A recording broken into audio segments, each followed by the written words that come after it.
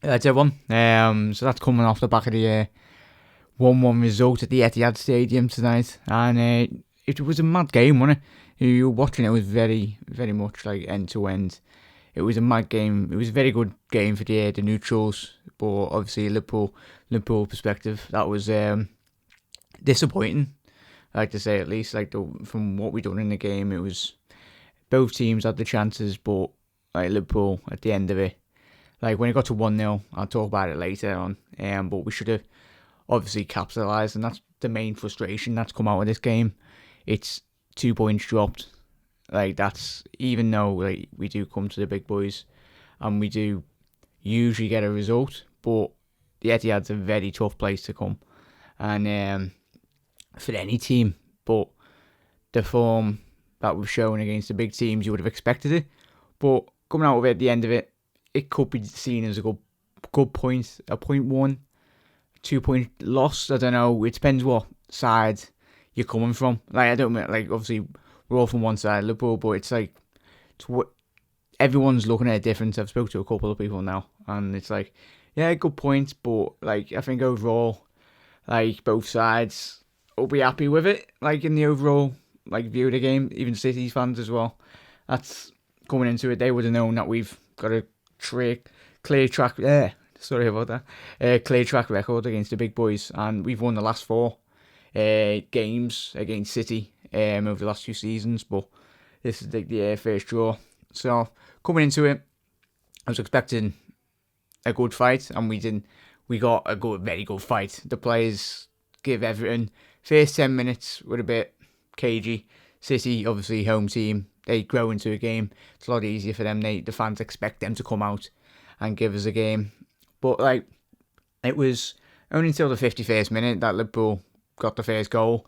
It was a pen, and like there was a lot of penalty shouts. And if you watch the game, I'm not even going to go into them because like Sky and all that are biased. Like some of the comms.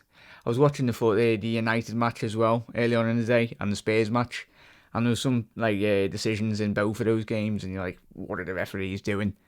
I know it's a very hard job refereeing, but you're looking at some of the decisions, you're like, come on, look at it from a player's point of view, contact speed. I know that it's the heat of the moment, they only get one look, but I'm an advocate for get technology into the game. It make so much of an improvement into the football in the Premier League. But yeah, James Milner stepped up to the pen in the 51st minute. It was a calmly slotted goal past the Cavallero. Navas obviously, Kilo Navas not in goal, but when Liverpool got to 1-0, like there was a period like from the 50th to like 65th before Yaya Toure come off. What literally we were sprinting. We got a hold of the game, and there was bits and there was sections of the game where you're like, we need a second goal. We need a second goal. I was shouting it. I was like, come on, just get the. But the one shot that you all know, like as fans, like, and we were screaming to telly, how have you missed that? Was the Adam Lallana chance? You would have put your house on him scoring that, wouldn't you? But he give him his due. He tried his best. Like all the players, like you can't fault them today.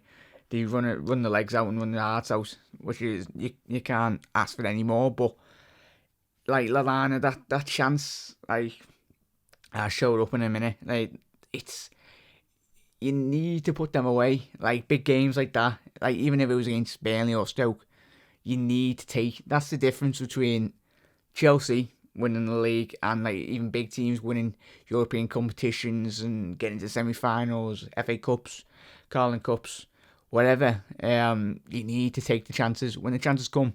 That's the difference from winning and losing. I sound like Michael Owen there, but yeah, but it is. State the obvious, like. But yeah, going into like it was Sergio Aguero. He got the second goal in the match. Sorry, and you felt it coming. You knew because we didn't take the chances. Liverpool was it was gonna get bite them on the bum basically, and it did, and it was gutted. It was you can't really do much when Sergio Aguero's on the pitch. Like he's one of the in the Premier League, I think I've seen something today. Ryan Giggs was quoted as saying there's only 2 world-class Premier League players in the league, and that's like not including Hazard. But he said Aguero and Sanchez were the top 2 performers, like world-class players that we've got in the Prem. I'd have to probably agree with him. Hazard, if he'd done it on the international level, he has done a couple of games, but Aguero, if you just look at his track record in the league, goals. And Sanchez, you see him, he was a bit like, he's reminiscent of like the style of play of Suarez, like the way he's like, his work ethic. I think it's like the South American work rate in most of those players from that continent. But Aguero slosses away, easy peasy. And like it got to 1-1, and you're like, no, don't score. Do not score, City. And we're just holding out. And then the stage in the game, like the back end of it, like it was end-to-end football. Like it was like City attack, we attack. That's why it was so good as it started off. It would be so good for the neutral, like as a neutral watching it, but not as a Liverpool or City fan. You're like, come on, get a grip.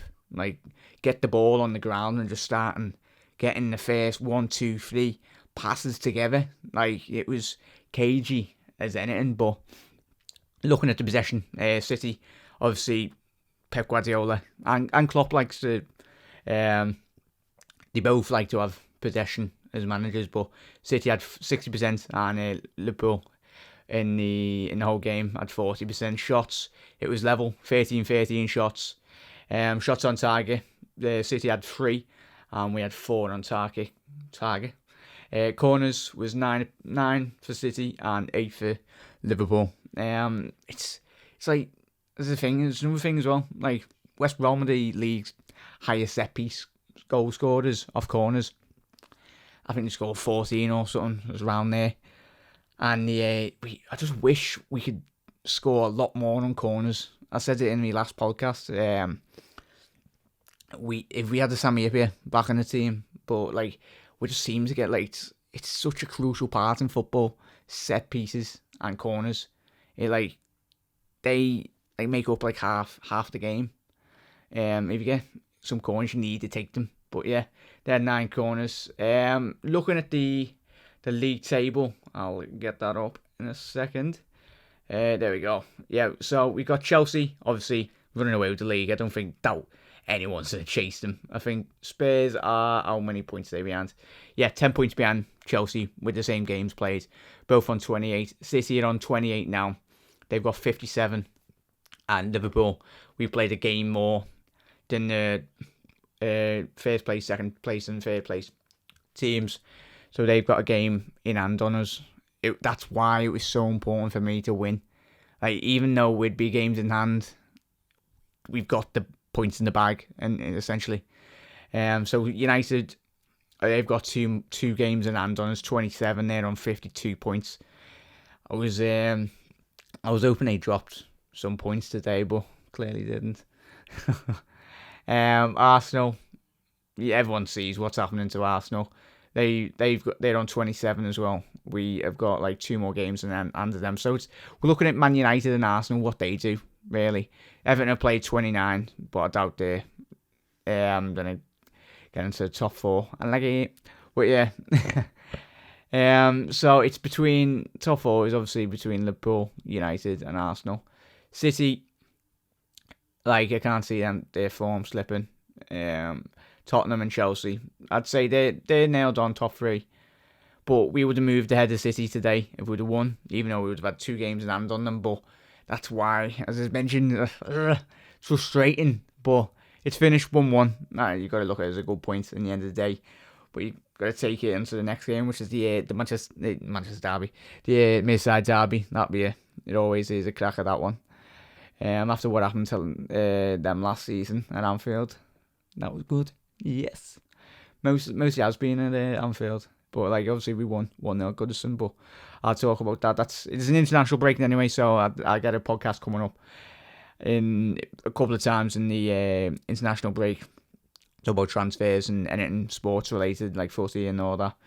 If you like, but let us know what you want, and I'll try and get a couple of yous on debating and all that. Actually quite good. But yeah, at the end of the day, I want to know what you think. What was that? A good point? 2 points dropped. For me personally, as I said earlier on in the show, it's 2 points dropped. Disappointing, but got to move on. And we've got 9 more games left in the league now. So just got to get maximum points. I'd win, hopefully, all of them if we possibly could, and see where we are at the end of the season. But hope, that's all we can do. Focus on us. Get the 3 points in most of the matches, and whatever happens at the end of the season happens.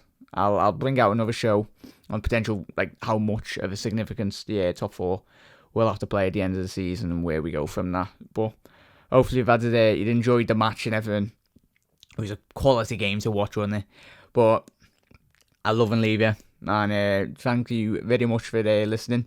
I apologise for not bringing out a podcast against Burnley. That was, again, another 3 points that we just about got, but we did. We got them. But thank you, everyone, for the views on my last Arsenal video. I really appreciate it. And I'll be speaking to you very soon. So have a good weekend, and I'll see you later. To that.